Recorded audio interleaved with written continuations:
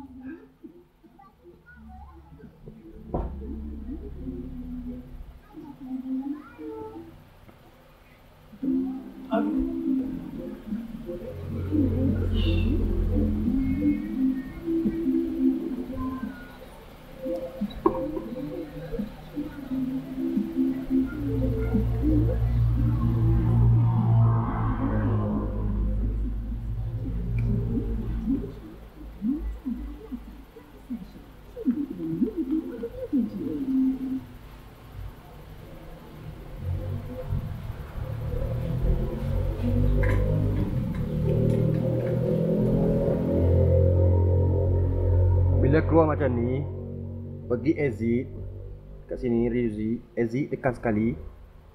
Bila tekan sekali, dia keluar macam ni. Bila keluar macam ni, pergi kat sini. Ada lambang area TV sekali dengan antena. Lepas tu pergi kanan. Kanan, tekan kanan 2 kali. 1 2. Lepas tu turun bawah. Turun bawah sini. Turun bawah. Dia keluar macam ni. Pergi ni, manual search. Tekan manual search, tekan OK. Tekan OK. Dia tekan OK, dia keluar macam ni. Bila keluar macam ni, tekan kanan. Tekan kanan. Cari nombor 45. Free kunci channel 45. Cari 45, tekan kanan. Sampai 45. 45. Kalau nak cari segena ke apa ke, pusing je antena. Pusing antena, ambil kualiti gambar ni.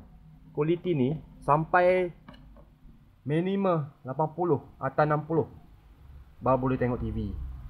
Dekat sini 85 paling kuat 90. Atas kedo kat sini boleh tengok lah. Kalau titik dekat sini boleh tengok dah. Kalau sini lagi cantik. Tu atas ni biasa je. Okey. 45 666.0. Bandwidth 8 meg. Bila macam tu, dia tu tulis sini. Okey, confirm, exit keluar.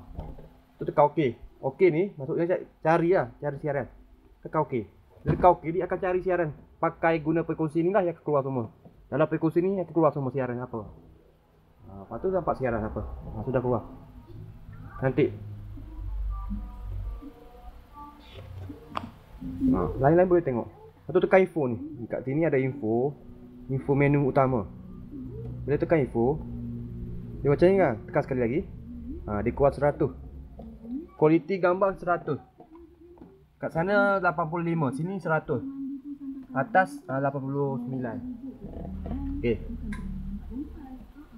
Lain-lain siaran boleh tengok semua.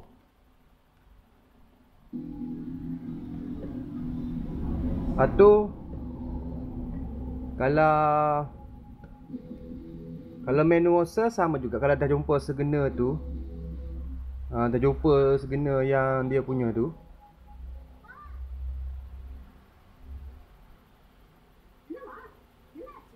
kalau dah jumpa segena yang saya punya tu, auto sah ni maksudnya kalau ada siaran baru, frekuensi baru, dia automatik semua lah.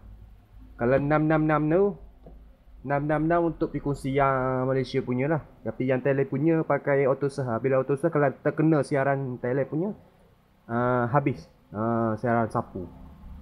Okey.